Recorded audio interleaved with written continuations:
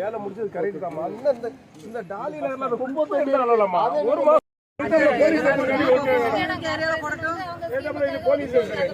இல்ல அது emotional bus ஸ்டாண்டுக்காக sir பேசுங்க சார் பேசுங்க சார். அந்த அம்மா இருந்தாங்க கூட இருந்தாங்க. அந்த அம்மா இருந்தாங்க மேடம். பஸ்ல இந்த மேடம் தான் வந்தாங்க. உள்ள எல்லாம் நான் வரல. வேண்டாம் நாங்க கேட்டது ஆல்ரெடி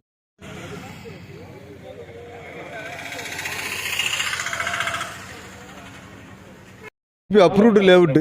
இந்த லேஅவுட்டில் இந்த இடம் வந்து போலீஸ் ஸ்டேஷனுக்காக ஒதுக்கியிருக்காங்க. போலீஸ் ஸ்டேஷனும் பஸ் ஸ்டாண்டுக்காக ஒதுக்கியிருக்காங்க.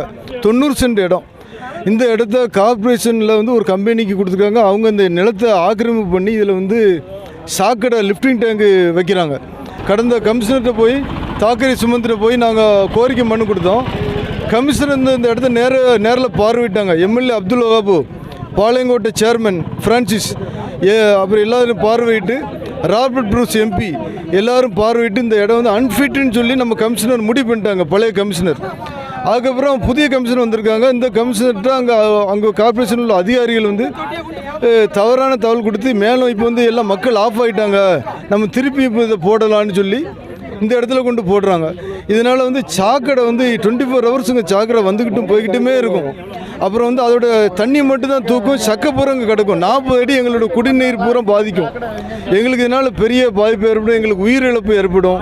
எங்கள் மக்கள் எல்லாம் பயப்படுதாங்க, பெண்கள்லாம் பயப்படுதாங்க. அதனால் நாங்கள் இதை ஒரு நாளும் அனுமதிக்க மாட்டோம். இந்த பாதாள சாக்கடை வர்றதுக்கு அனுமதிக்க மாட்டோம். 1968 வருஷம் போட்ட லே அவுட்டு, பர்ஃபெக்டாக டிடிசிபி அப்ரூவலோடு அந்த காலத்திலேயே போட்ட லே அவுட்டு. அதில் இந்த ஏரியா வந்துங்க பஸ் ஸ்டாண்டுக்காக ஒதுக்கப்பட்டது, ஆப்போசிட் சைடில் போலீஸ் ஸ்டேஷனுக்காக ஒதுக்கப்பட்டது. அதே மாதிரி இங்கே பார்க்கு எல்லாமே இந்த மாதிரி ஏரியா வந்து ஓஎஸ்ஆருக்கு ஓப்பன் ஸ்பேஸ் ஏரியா ரிசர்வ் பண்ண ஏரியாங்க.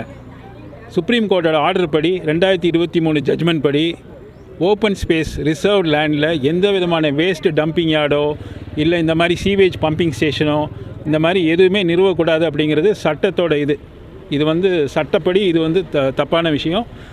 அதே மாதிரி 1988 இந்த மாதிரி ஒரு இடத்துல போட்ட பழைய பம்பிங் ஸ்டேஷனை இந்த சுப்ரீம் கோர்ட் ஆர்டர் வந்த பிறகு கோர்ட் வந்து 4 மாதம் டைம் கொடுத்து ரிமூவ் பண்ண சொல்லியிருக்கு.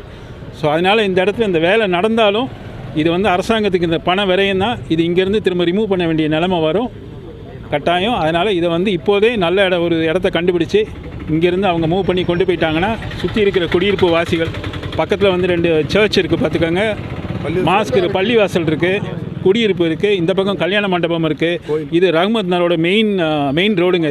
இது வந்து மெயின் ரோடுங்க ரஹ்மத் நகருக்கு. பஸ்ஸு வந்து போகிற மெயின் ரோடுங்க. எங்களுக்கு பஸ் ஸ்டாண்டுக்கு ஒதுக்கப்பட்ட இடம்.